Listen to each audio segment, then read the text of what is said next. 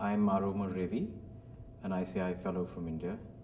I work for a consulting firm called Taru, and my primary interest is looking at the future of India, and in that China is a very important player, at least over the next 30 to 50 years. So what has the India-China Fellowship done for you so far in terms of from the personal and professional perspectives? It's given me, a considerable insight into China, which I would have never got before. I mean, I've been to China before. I've worked a little bit in Shanghai, but the personal relationships that have developed out of the fellowship have given us insights which, even if you work in China, you wouldn't really get. And I think that has changed one's perspectives of the way China looks at itself, the way China looks at the world, and hence, how we can work to a very different future. And the Indian, in terms of your professional views of China, and how is the specific overlap professionally? Okay. See, one of the things that I'm working on at the moment is called the India 2050 project. So we're looking at, India's future over the next, let's say, 50 odd years. And that is situated in a global context. A context in which China is probably going to become the largest economy in the world by the 2030s, and is probably going to become a major player in the international system. So this work is not possible without looking at that context. Part of the team that I'm working with, it's an international team, is also looking at China. And what we're doing in India just now is that we're looking not only at the country as a whole, but the provinces. And we hope to do the same thing in China in the next few years, which will give us an ability to understand at provincial level, which is really where most of the innovation, much of the difficulty actually happens. What will happen in both countries? And given that we're talking about a third of humanity, it gives us some insight at least into the development process. So this has been very useful in helping frame that analysis, those discussions, and also deepens one's sensitivity of what needs to be looked at. Unfortunately, of course, I don't have Mandarin, and I suspect that I wouldn't have the time or, to be able to invest in actually learning it very well. So it'll always be a second-hand view of things. But given that limitation, I think this has given us a great opportunity to try and understand things and build relationships and friendships that will enable us in the future to start engaging on difficult issues. Because some of the issues that we're going to be dealing with over the next 20, 30 years are going to be difficult. They won't be very easy.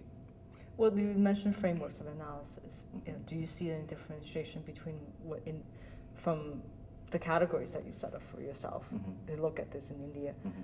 Has it changed when you start looking at China? Yes, of course, because I guess, China is in some ways a hard state. India is very much a soft state. So, the traditional thing that people sort of get a handle on is why China performs so well. China performs so well because the state party system has to perform in order to be continue to be legitimate. It doesn't have the kind of cushion that the Indian constitutional frame provides you.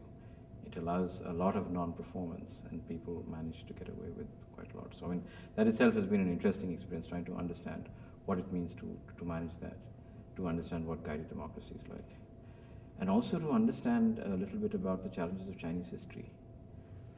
China has, over the last, over the 20th century, has suffered huge human costs. And one can't really understand that without getting close and personal and trying to understand, what that meant for people in their lives in terms of the systems that have operated. India has had its own problems, but nothing of the scale that China has had. Are you talking about the revolution? I'm talking about the revolution, I'm talking about the years after the revolution, I'm talking about the Cultural Revolution. I'm talking about, many of the changes in structure, social and otherwise, that would have not been possible because of what actually happened.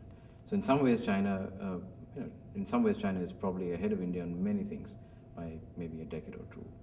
But the cost that China paid for that in human terms has been very, very high. Of course, it's nice and easy to talk about it in retrospect. And at that time, people may have taken particular choices, but they're not easy choices to have made. Right. Well, I mean, going back to the comparative framework, is that do you find that there are questions you can ask about Indian state that you cannot ask of Chinese state? Well, within the frame of EC, there have been nothing that's really been off limits, which I think is a great thing. And I think that's a great advantage of part of this dialogue being centered, at the new school. So nothing's been off limits, and I guess some of the discussions that we've actually had would not have been possible in China. In India, of course, that happens all the time because we're a culture which is very open to debate, and there's discussion that happens on a whole range of things all the time. But understanding what the limits are, and also the Chinese way of thinking of things, which is not so obvious. For example, I mean, India and China share a very long border. We have had an outstanding border dispute now for 40 plus years.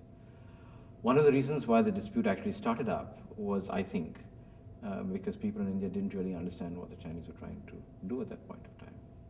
And even now, one of the reasons why we probably are finding it difficult to come to a conclusion on this is because the appreciation of the Chinese way of thinking of borders is different. This is an interesting reflection, but our own way of looking at borders may be, I guess, influenced a little bit by the Western frame of looking at things, where borders are, I wouldn't say hard, but they're certainly drawn on a map and a line. The Chinese, as I understand it, frame is a lot more about spheres of influence. So there may actually be a paradigmatic sort of view of things, which is not allowing us to be able to come to a clear understanding of how things are. And of course, I guess China finds India rather confused and too diverse in some ways, uncomfortably diverse. Is that a comment that you always get from the Chinese fellows? To some extent. I wouldn't say it's a comment. It comes from, and that's why I think EC is important, because it's not a comment that comes in the abstract. It's a comment that comes in context.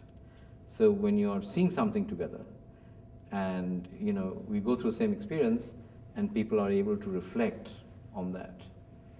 I still remember a very interesting experience. We were in Hangzhou, and Hangzhou is a wonderful place. It's really beautiful, and we just stepped out. We'd gone on this sort of thing on the lake, and we just stepped out of that. And there was something that happened in when we were traveling the boat, and the reflection on that was very interesting. It was a reflection on the Confucian mind, vis-a-vis the Indian metaphysical way of looking at things, because the Chinese songs that people were singing and the Indian songs came from a very different plane. Tell me more about those. Well, I guess there was one song that Shivram sang, which was about a boatman crossing a river, or somebody asking the boatman to cross a river. But the point is, the song was a metaphorical song. It's about the progression of the soul towards enlightenment.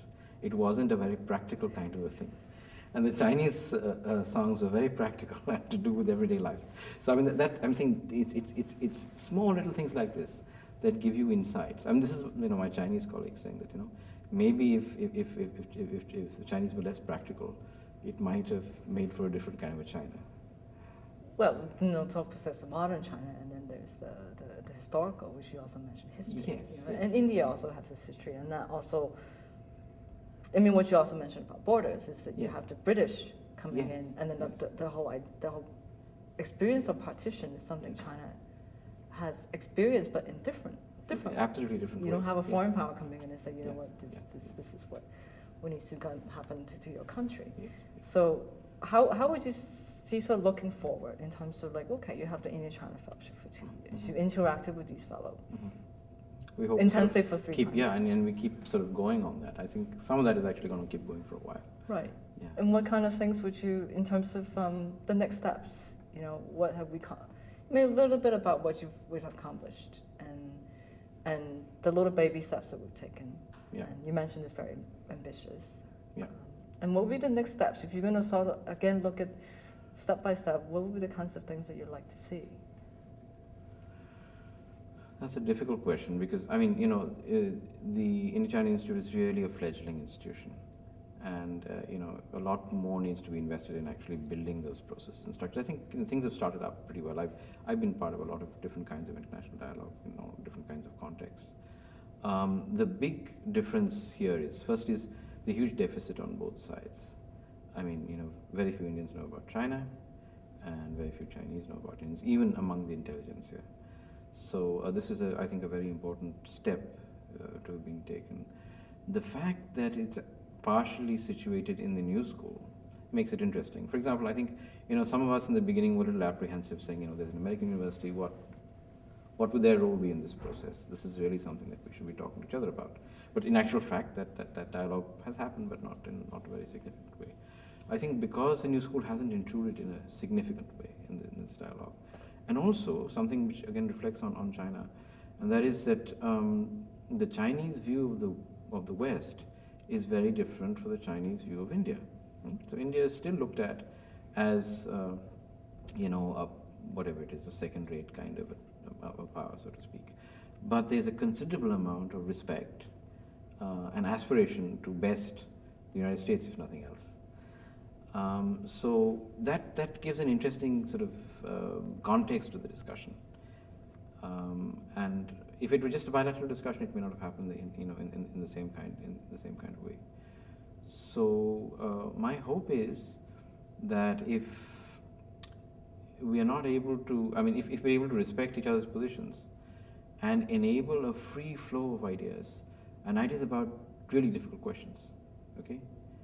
Ideas about things like, poverty, social change, democracy, and I think that has been probably one of our greatest successes in this first cohort, in the sense that we really got, at some points of time, into very deep discussion about democracy, which would not have been possible in other contexts. I mean, you can't talk about these things, and Indians talk about it continuously, but for Chinese colleagues to really look at the question, examine it from different points of view, get another perspective on things, etc., was a very special thing to actually happen. As much as our contact, as I said, with the history of China and people's own personal experiences, especially of the Cultural Revolution. I mean, my own understanding of the Cultural Revolution was academic till one really encountered what it really meant to people. Mm-hmm. And we can only imagine what it would have meant for large numbers of people. So when you look at it in terms of social change, yes, the Cultural Revolution did break down many barriers.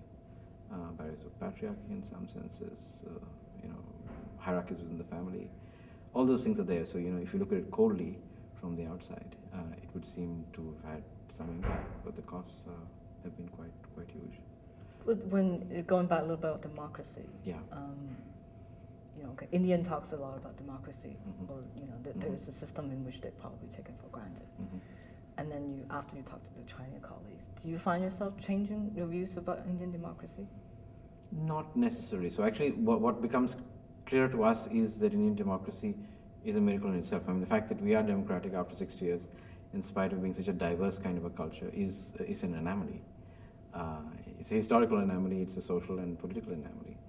And in a sense, seeing the Chinese experience sort of confirms that it's not a bad thing to actually to engage with. But in terms of performance, I think there's a huge difference. There has always been a school within Indian democracy which has basically said that we should be much more autocratic in our functioning. And in successive points of time, that has been upturned by organized movements, by people from the ballot box actually just throwing out the government. And that actually may not be a bad thing. So, being a soft state and, in a sense, being a slow performer in the long run may actually be to the people of India's advantage, because the potential fragility or the low resilience of the Chinese state is a matter of concern. It's not only a matter of concern for people in China, it's a matter of concern for everybody in the world, because the largest population in the world, probably the largest economy, having problems for whatever reasons it may be, is a matter of concern, and it's not going to be an easy transition. That one can clearly see. I think the economic transitions are relatively easy. But the dimensions of comparison are actually very different, because in India, the biggest challenges and the most dramatic transformations have always been social. Economic and material transitions have been less important in India historically than other things. And our biggest battle just now is really not economic. It really is our social transformation, being able to bring Dalit people who have been excluded, to bring women, to bring all kinds of populations who have been left out or forcibly pushed out of the mainstream development process, to bring them in and to build and deepen democracy. So I think when you look at the Chinese example, it actually gives us greater strength to say, look, we've got to do it better than what we're doing just now. And that's interesting because you're bridging into this whole next 2 years theme of prosperity and equality, and I like to sort of make a little digression towards that. But maybe we can also look back and say, well, urbanization, globalization. What has that been in the last two? In terms of not looking at the program itself. Sure. And maybe you can extract some of that, and then we can go back to the prosperity and equal, because you mentioned a lot about growth, performance, sure. And then urbanization, because those obviously in the beginning that we thought this is going to be the key area because of the urbanization in both countries. So can you elaborate a little bit on that? Sure. I don't want to get too technical, because this is an area I work on. But basically, China is experiencing the largest urbanization in the history of the world. It's not like now, it's in the history of the world. And India will also experience an urbanization, but it will experience it more slowly, because that's the nature of South Asia. All over South Asia, urbanization has been much slower than the rest of the world. And that gives us a very interesting opportunity, because in 2050, when India's population peaks out at about 1.6 billion people, it will be larger than China by then, we would have about 700 or 800 million people in cities. So we're going to move about 500 million people in the next 45 years or so into urban areas. But we're going to have another 800 million people in villages. Okay? And that is a very, very interesting opportunity as I look at it, because it gives us a way of doing things which is different to the way that it's been done in North America and Europe, which is a standard sort of development project or paradigm. Because you will have, like I said, 700 or 800 million people in about 50,000, in about maybe 15 or 20,000 cities. But you will have about 700 or 800 million people in 500,000 villages. So it gives you an opportunity to have a decentralized process of engagement, along with a centralized process at the same time. And as we move into things like climate change, and into new ways of producing things and into the new economy, we know that the new economy is going to be decentralized. So that gives space to people from villages, which were sort of considered the backwaters of development, to actually do something different. And that, I think, is a big challenge that both countries will face. My fear for China, of course, is that this mad urbanization that's actually happening just now is going to close a lot of options. And I said that very clearly, when we met last year in Beijing. When I talked to other colleagues at CAFA, I said, look, what you're doing with Beijing is remarkable. I mean, it's stunning to somebody who sits in, and I've worked on many cities, big cities across the world. It's stunning to see what's happened in Beijing. But the point is, you may have closed too many options that you will never be able to go back to again. What might these options be that are still open for India? Well, India, as I said, the non-performance of India means that we move much slowly, or much slower than China is.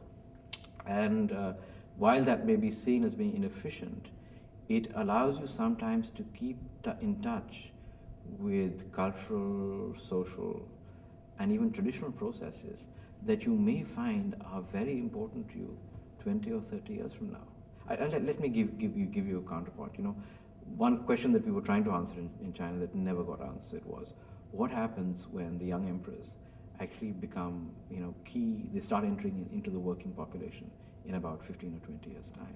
What happens to Chinese society, which has been, driven by family, by clan, and hierarchies like, we have in India? Don't you expect it to change? And my sense is it will change dramatically so. Again, maybe we didn't meet the right people, and, we were not connected with the right processes there. But I think that's a very central issue. So if you then find a society in which much of the youth has actually been brought up in a highly individualistic, materialistic kind of frame, the country is not still very rich. your per capita incomes are relatively low compared to the rest of the OECD world. Your aspirations are at least as high, if not higher than that. How do you actually manage to balance that out? How does one deal with the questions of the commons? How does one deal with the questions of the common good? That becomes a big question. And my own sense is that and that's one big difference, I guess, between India and China, is that the faith traditions will come back to China. That's what's happened in Russia. I've seen Russia since the late 70s onwards, and after the fall of the wall, it was unthinkable in the 80s that you would see the kind of resurgence of religion and tradition in Russia that you see today. But my own sense is that will probably come. I mean, it's happening in some parts of China, because people they do need to look for some things when they've exhausted everything else that they're looking for. India, of course, is just the opposite in the sense that we have a very, very strong and deep faith tradition, which sometimes comes it creates a problem for a whole range of processes. Well, the issue of secular state, the secular. Oh, absolutely. Open. Just a very simple, practical thing like the education of women and equal rights. We have a fantastic constitution and all the laws in the world, but in practice, we are fairly poor in actually being able to protect and actually deliver these entitlements. So we have our own problems, and there are problems with these things. But the fact is that when you're looking at global processes, one of the first things that comes under assault, in some senses, at least in people's minds and societies, is tradition. And that's why you go back and you have all kinds of responses. Some of it sort of emerges as asymmetric terrorism and this, that, the other. But China will have to grapple with this, and inevitably they will have to address this question. And it will not be easy, because you don't necessarily have a strong precedence of it. Like unlike India, where we've dealt with these questions for 2,500 years. So we have an old discussion going there. Well, let's segue back into the more personal ways. Okay. The friendships you have struck up with the Chinese fellows. What are the kinds of things that pop up in your mind in the last 2 years, and sort of looking forward to to the continuing contact with them? And what are the things that strike you on a personal level in terms of interaction with people who are so different?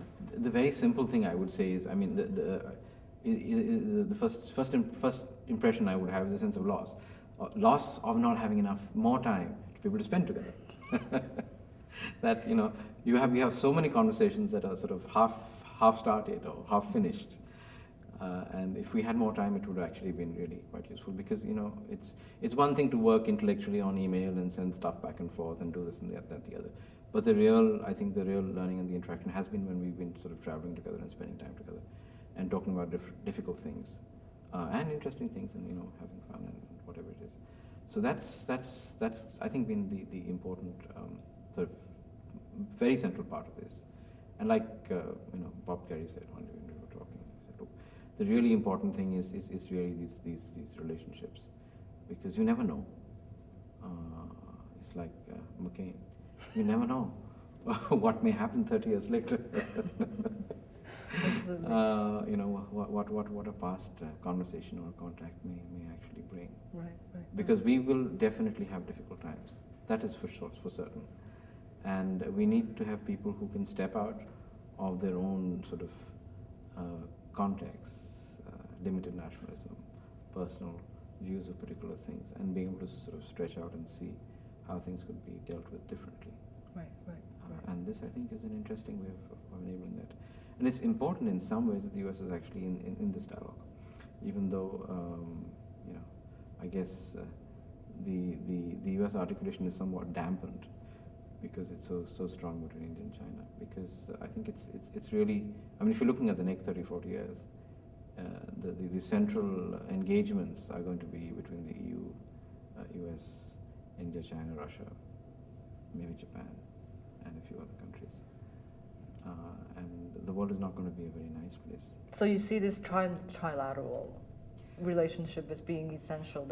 I think it could be quite interesting. Mm-hmm. The only thing, of course, is that the US part of it, of course, reflects only a certain particular sets of interests, because the New School is not a mainstream U.S. university. Yeah. In fact, I mean, if this was Harvard or Yale, I probably wouldn't have been here. I would have, been skeptical enough to choose not to come. That's a big compliment. No, seriously, I'm being quite honest about that, because I think the open tradition of the new school sort of convinced us that it was worth taking the chance to see whether this would actually be a space in which we could, engage in an open dialogue. And I think the last 2 years, at least for us, has certainly proved the point. There's no question about that. Great, thank you. Do you have anything else to say? No, I can go on forever, but your tape is running out. Is your tape? I Is there have more? like 3 more minutes. No, it's fine. Well, I do want to say, what are this to say? We asked you again, what would you say to the cohort 2 fellows? What are the things you want them to keep in mind for the next 2 years as they start the new journeys? You can. Yeah, okay, that's fine. No, I've said it to them already, so. What have you? Yeah, no. No, it's a good question, and we've been over, at least I haven't talked with Chinese colleagues on the cohort 2 side. I've talked to the Indian ones, and basically what I've said is, look, the collaborative project idea is a nice one, and it's a good thing, but the real thing is actually talking to your colleagues, and traveling and spending time with them and stuff like that. Because you can do academic work and professional work in lots of other settings, but the luxury of this engagement is that you can actually probe the more difficult things, and more than that, I mean, simple things. The fact that many of us have actually traveled with our families to each country, I think that makes a huge difference. One of the big things in my daughter's school is that she can actually tell her, all her schoolmates. She's quite nasty about it, actually, sometimes. She can say, look, people have never really tasted good Chinese food. So you don't know what that is. Because the kind of Chinese food that you get in India has got nothing to do with what... Well, she's been acculturated because the Chinese only think about food. Right? Yeah, exactly. But I mean, it was a great experience for her. And she she looks back at it with, I think it was, she's 14, so it's going to be an important part of her life as she grows up. But it's those reference points that sort of come up again and again in private conversation and in whatever it is that make the difference, that enable that kind of connection. In the past, only crazy people would actually make this journey. It's like 500,000 years back, when Chinese monks came to India, or Indians went across to China, and they knew that if they were going, they'd do it for it's once in their lifetime. They never come back again. But now, of course, we are slightly more privileged. We have the ability to, go and come and set up a dialogue. So, I think that the dialogue is really important, and keeping that open, and being sensitive to the fact that there's some things that you cannot say and do in China, like I guess similar kind of things in India, but in different contexts. So you have to be careful about that. What you say and do on email. What you say in public, etc., etc., etc. Mm-hmm. That, I think, is an important learning experience. People will learn, and as the fellowship becomes deeper, and there's a dialogue that proceeds, that I think is going to be interesting, as people from very different backgrounds come into the context. And then some people from the new school actually get interested. We're able to attract some interesting sort of high-level academics who think this is not some fly-by-night operation on the side.